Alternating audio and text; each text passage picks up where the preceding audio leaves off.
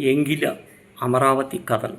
రామశాస్త్రి తండ్రి పేరిశాస్త్రి సోమయాజి కాకపోయినా కర్మిష్టి 15 ఏళ్ల వయసుకే వేదం 82 సన్నాల ఆపోసన పట్టాడు. ఆ పైన తర్కం అభ్యసిస్తూ అంతో ఎంతో వేదార్థం కూడా గ్రహించాడు. నటువుగా త్రికాలమందు అగ్నిహోత్రిని ఆరాధిస్తూ గాయత్రి మంత్రోపాసన ఉచ్ఛ్వాస నిశ్వాసలుగా కాలం గడుపుతున్నాడు. సభలో ఎందరో పెద్దలున్న పిన్నవాడైన రామశాస్త్రికి పెద్దపీట వేసేవారు.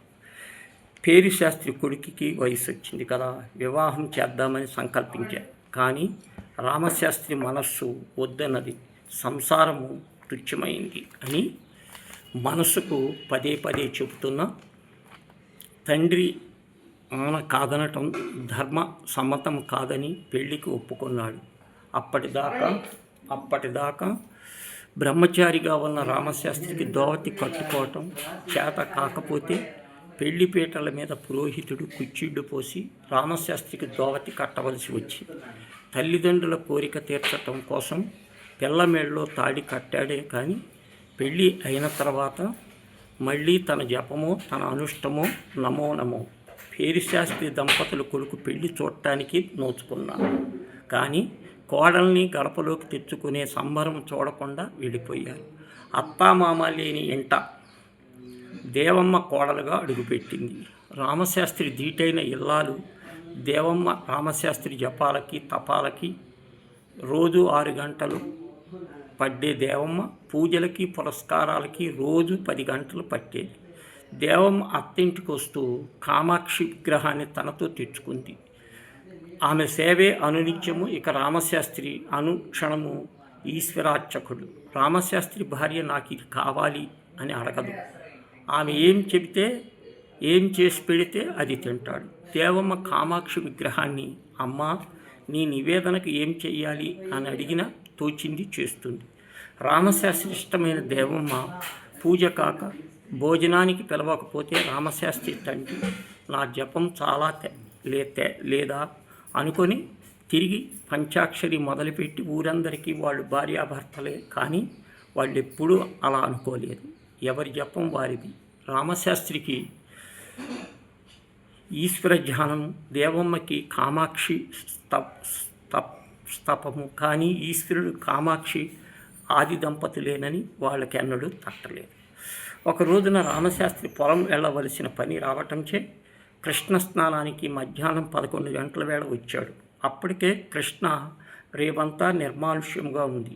రామశాస్త్రి రాగి చెంబు తోముకొని ఒడ్డున బోర్లించి అంగోస్త్రము నడుము చుట్టి ఒక మునక వేసి పక్కకి చూస్తే ఓ బండ మీద ఓ ఉప్పర పిల్ల స్నానం చేస్తూ కనిపించింది. ఆ నల్ల పిల్ల మంచి వయసులో ఉంది. ఉతికిన గొడ్డల పక్కన పడవేసి నామమాత్రంగా ఉన్న చిన్న గుడ్డ మొలకి చుట్టుకొని హాయిగా స్వేచ్ఛగా వెచ్చటి ఎండలో కృష్ణలో మునకే వేస్తుంది. చాలని గుడ్డ పొంగుతున్న వక్షాలని దాచుకోలేకపోతుంది. పక్కన మగ మనిషి ఉన్నాడన్న ధ్యాస లేకుండా ఒళ్ళంతా రుద్దుకుంటూ చెంగున నీళ్లలోకి దూకి ఈదుకుంటూ మళ్ళీ బండ మీదకు వచ్చేస్తుంది. రామశాస్త్రి ఆ నల్ల పిల్లని ఆ రీతిలో తోడగా లోపల ఏదో కలుక్కుమంది. మనసు బిగించుకొని మరో మునక వేసి సూర్యుడికి ఆర్గ్యమిచ్చాడు. నోట మాత్రము నడుస్తుంటే కానీ మనసు ఆ నల్లపిల్ల వైపే పరిగెత్తిస్తుంది. పెళ్ళుమని వయసు ఆ నల్లపిల్ల. కృష్ణలో సుళ్ళులా ఒంటి వంపులు, తరుముకొస్తున్న కెరటంలా నవ్వులు, బారలుగా ఈదుతోంది నల్లపిల్ల.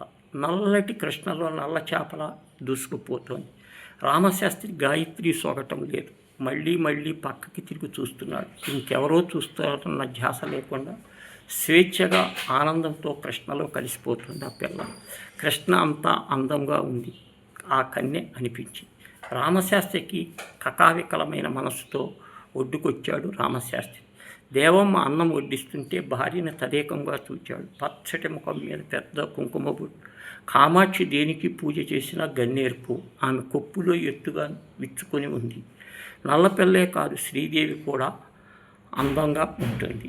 అనిపించి కళ్ళు విచ్చుకొని చూస్తున్నాడు. రామశాస్త్రి అన్నం కలిపి ఓ ముద్ద నోట్లో పెట్టుకొని రెండో ముద్ద పక్కన కూర్చున్న విసనకర్రతో విసురుతున్న భార్య నోటికి అందించాడు. దేవమ్మ అబ్బురపడి ఎంగిలి కాదో అంది. ప్రసాదం అనుకోరాదా అన్నాడు రామశాస్త్రి. అయితే అనుగ్రహించిన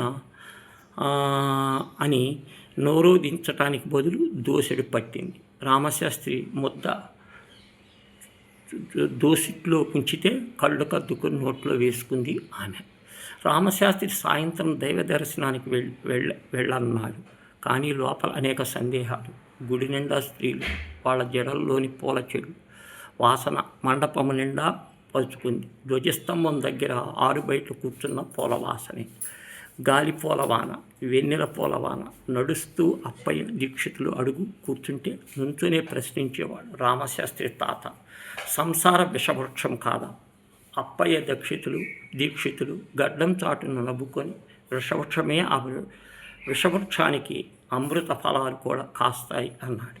మరి కొంతసేపటికి రామశాస్త్రికి తెలిసి చేదు తింటాడా అని అడిగాడు. చేదు తెలిసిన నోటికే తీపి రుచి బాగా తెలుస్తుందిరా అన్నాడు. రామశాస్త్రి ఇంటికి వచ్చాడు. భోంచేసి తుంగచాప మీద పడుకుంటే భార్య కాసేపు కాళ్ళొత్తి దండం పెట్టి మంగళసూత్రాలు కళ్ళకద్దుకొని మామూలుగా వెళ్ళబోతుంటే అన్నాడు, పార్వతీదేవి భర్త సేవకి చేసి వేరే వెళ్ళిపోలేదా? ఆ సంగతి కామాక్షి దేవి అడగాలి అంది దేవమ్మ.